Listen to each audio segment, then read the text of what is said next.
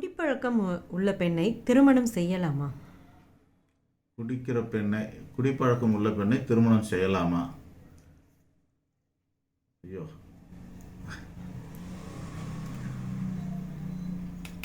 மாதர் சங்கம் ஏதாவது வந்துட போகிறாங்க. ஆணும் குடிக்கிறாங்க, பெண்ணும் குடிக்கிறாங்க. ஆணுக்கு பெண்ணு சமங்கிற மாதிரியான போக்கில் போய்கிட்டு இருக்கிறாங்க. ஆண் செய்கிறதெல்லாம் பெண்ணு செய்ய முடியுமான்னு நம்ம பிற்போக்குத்தனமாக சொல்கிறதா நினைக்கூடாது. ஆணும் பெண்ணும் சமமே இல்லை. ஆண்கள் ஒரு விதத்தில் மகத்துவமானவர்கள்னா பெண்கள் வேறு ஒரு விதத்தில் மகத்துவமானவர்கள்,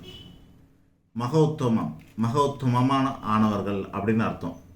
சரி சமம்ங்கிறதுனால ரெண்டு வேறு புரோட்டோக்காலில் சரி சமமாக இருக்காங்க. ரெண்டு பேரும் வேறு விஷயங்களில் சரி சமமாக இருக்காங்கன்னு அர்த்தம்.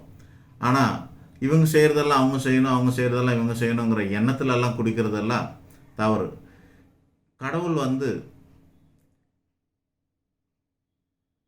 ஒவ்வொருத்துக்கும் ஒரு தெய்வத்தை நிர்ணயிச்சிருக்காரு. அதே போல் பூலோகத்தில் ஒவ்வொருத்தருக்கும் ஒவ்வொருத்தருக்கிட்ட சில அதிகாரங்களை கொடுத்துருக்காரு. அந்த மாதிரி ஒழுக்கத்துக்கான அதிகாரத்தை பெண்களிடம் கடவுள் ஒப்படைச்சிருக்கிறார். ஆண்கள்கிட்ட கிடையாது. பெண்களுக்கு தான் ஒழுக்கமானவங்களாக இருக்கணும்னு அவங்கக்கிட்ட தான் அதிகாரத்தை கொடுத்துருக்காரு. அதனால தான் இந்து மதத்தில் எல்லா புனிதமான நதிகளுக்கும் பெண்ணோட பேர் இருக்குது. புனிதம்னா பெண்ணோட பேர் தான் வைப்பாங்க. அவமானப்படுத்ததோ இல்லை அடக்கி வைக்கிறதுக்காக இருந்தாங்கன்னா எதுக்கு அதுக்கெல்லாம் பேர் வைக்கிறேன்? இப்போ பார்த்துங்க, எந்த விஷயம் திறந்தாலும், ஒரு பஸ் ஸ்டாண்டு திறந்தாங்கன்னா அதுக்கு ஒரு தலைவர் பேரை வச்சுப்பாங்க. ஒரு ரயில்வே ஸ்டேஷன் திறந்தால் அதுக்கு ஒரு தலைவர் பேர், எல்லாமே அவங்க வச்சுக்கிறாங்க. அந்த மாதிரி வைக்கும்போது ஆண்கள் பெண்களை அடிமைப்படுத்துகிறவராக இருந்திருந்தால் நம்ம கங்கா, யமுனா, சரஸ்வதி, கோதாவரி, காவேரின்னு சொல்லிட்டு ஜீவிக்கிறதுக்கு முக்கியமான காரணமாக இருக்க இந்த ஆறுகளுக்கெல்லாம், நீர்நிலைகளுக்கெல்லாம் ஏன் பெண்ணோட பேரை வைக்கிறாங்க? ஆண்களே பேர் வச்சுக்கலாம்ல, அப்படி வைக்கல. ஏன்னா அதெல்லாம் பவித்திரமானது.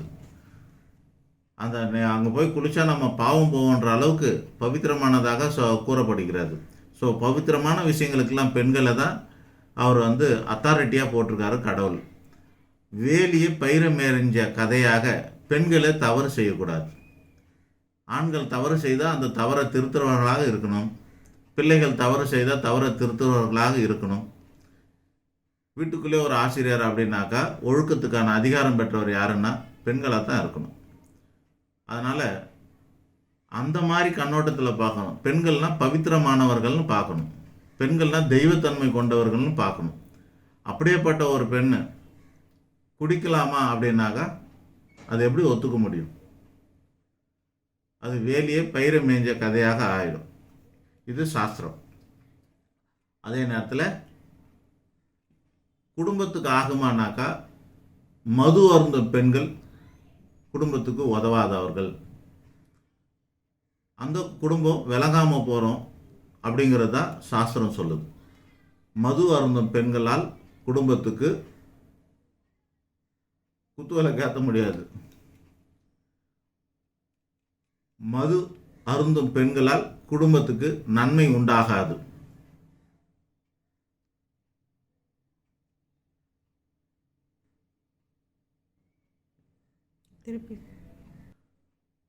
மது அருந்தும் பெண்கள் குடும்பத்துக்கு நன்மை செய்ய மாட்டார்கள், குடும்பத்துக்கு ஆகாது. மது அருந்தும் பெண்களால் நல்ல குடும்பம் நடத்த முடியாது. நல்ல குடும்பத்தாரும் மது அருந்தும் பெண்களை ஏற்றுக்கொள்ள மாட்டார்கள்.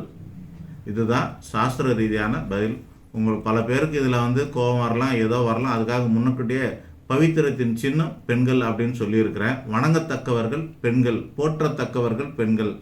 அப்படி போற்றத்தக்கவர்களாக இருக்கக்கூடிய ஒருவர், இப்போ நம்ம ஒரு அரசியல் தலைவரெல்லாம் நம்ம போற்றும் புகழ்றோம்னாக்கா, ஒரு சினிமா நடிகர்லாம் போற்றும் புகழ்றோன்னா அவர் சினிமாவில் எப்படியோட நடிச்சிடறாரு. ஆனால் பொதுவெளியில் அவர் குடிக்கிறேங்கிறத ஒப்புக்கொள்வாரா? ஒத்துக்க மாட்டார். நான் குடிக்கிறேன்னு ஒரு அரசியல் தலைவரை சொல்லுங்க பார்க்கலாம். ஒரு ஆள் கூட சொல்கிறதுக்கு தைரியம் வராது. அவங்க குடிக்கிறாங்க, ஆனால் வெளியே தெரியாமல் தான் குடிப்பாங்க. சினிமாவில் ஸ்டார்ஸ்லாம் இருக்கிறாங்க, அவங்களாம் விட்டதுக்கப்புறம் சொல்லுவாங்க, நான் குடிச்சிருந்தேன் இப்போ விட்டுட்டேன்னு. ஆனால் குடிக்கும்போது நான் மது குடிக்கிறேன்னு ஒத்துக்க சொல்லுங்கள் பார்க்கலாம், இமேஜ் டேமேஜ் ஆகிடும் அவங்களுக்கு. அதனால் ஒத்துக்க மாட்டாங்க. ஒரு ஆணுக்கு இவ்வளோ பிரச்சனைன்னா ஒரு பெண் அப்படி ஒத்துக்க முடியுமா? தரமான குடும்பத்தார் குடிக்க மாட்டாங்க, தரமான குடும்பத்து பெண்கள் குடிக்க மாட்டாங்க, தரமான குடும்பத்தார் குடிகார பெண்ணை ஏற்றுக்கொள்ள மாட்டார்கள் என்பதுதான் உண்மை.